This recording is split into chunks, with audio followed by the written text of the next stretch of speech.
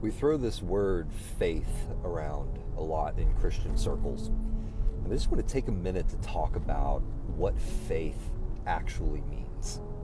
Now, there's a pro and a con to using this word.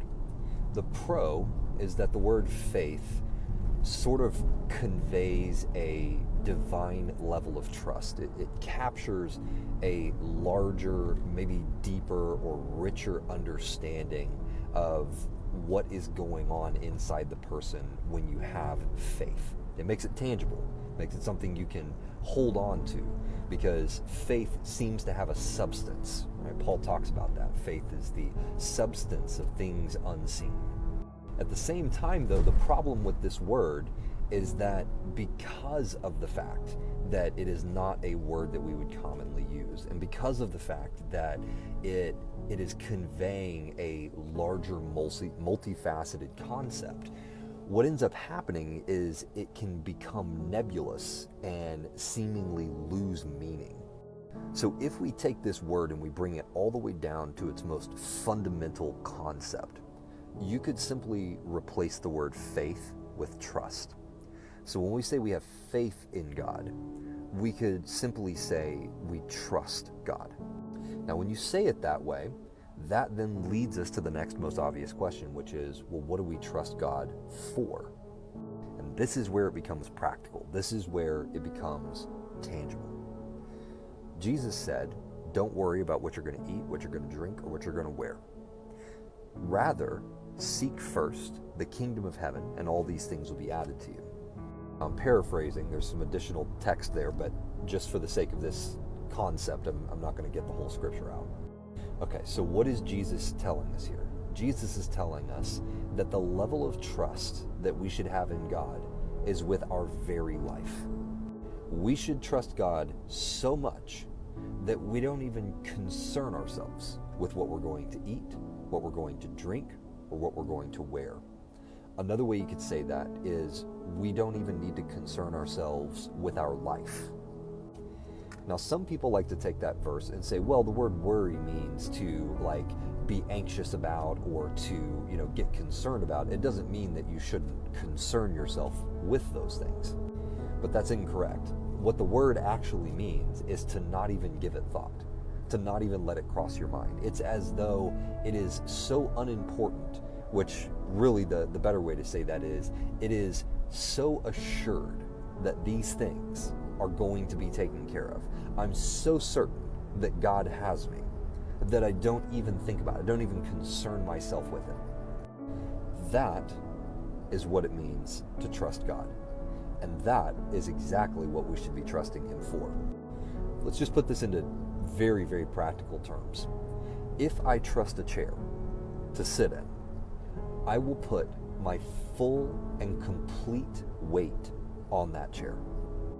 If I trust a bungee cord to hold me, I will jump off a cliff.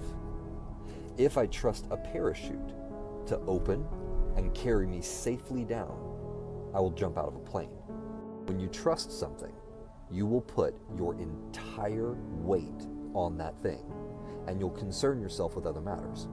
When you sit on a chair, you don't sit there and think the entire time, is this chair going to hold me? Is this chair going to hold me? No, you move on to other things like watching TV or eating dinner or doing whatever it is that you were doing at the place in which you were sitting.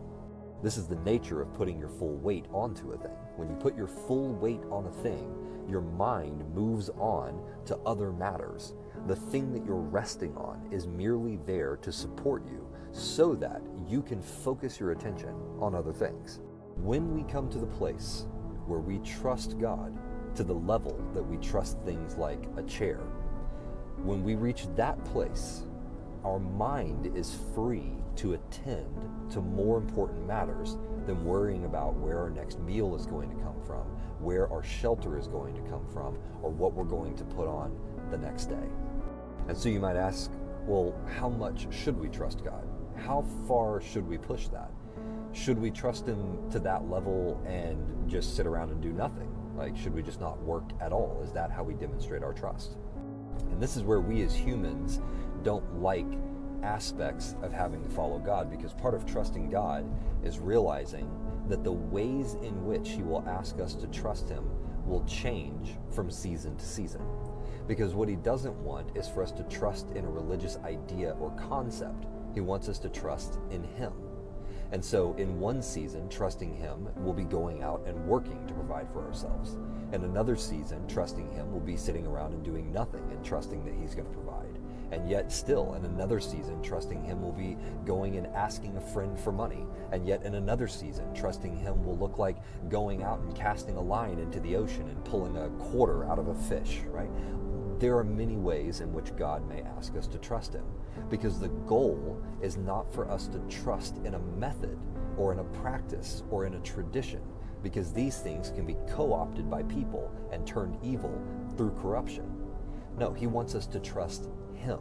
He wants us to learn to hear and trust his voice, because that is the one thing that cannot be corrupted. Once we truly know the voice of the Father, once we truly have full trust, fully rooted in the relationship with our Father, then there's no deception that can take hold of us, because we know our Father's voice. This is why, try as we may, when we go through Scripture looking for methods or things that we can point to and say, oh, it works this way or it works that way, you'll never find a specific verse that says, this is how it works at all times. This is the only way that it works at all times. The only thing we'll find is that Jesus Christ is the only way to the Father. That you can rest on. But what does that once again point to? Trust and relationship with him.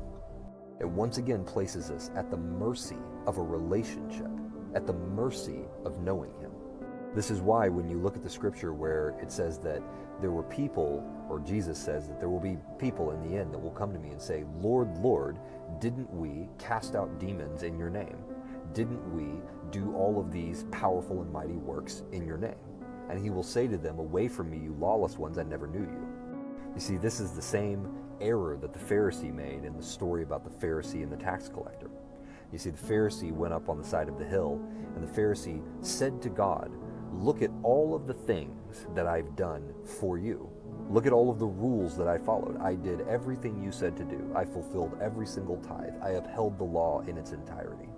Whereas the tax collector wouldn't even go up to the top of the hill, wouldn't even lift his eyes up to the Lord, and he said, Lord, have mercy on me, beating his breast. Sinner that I am, Lord, have mercy on me. You see, one believed that by pointing to all of the things that they did for God demonstrated that they knew him. But in truth, it is the one who trusted so fully in God's mercy that he would cast himself before the court and say, God, have mercy on me, sinner that I am. That man went down to his house right before God. Why? Because he trusted in God, not in the things that he could point to demonstrate his trust.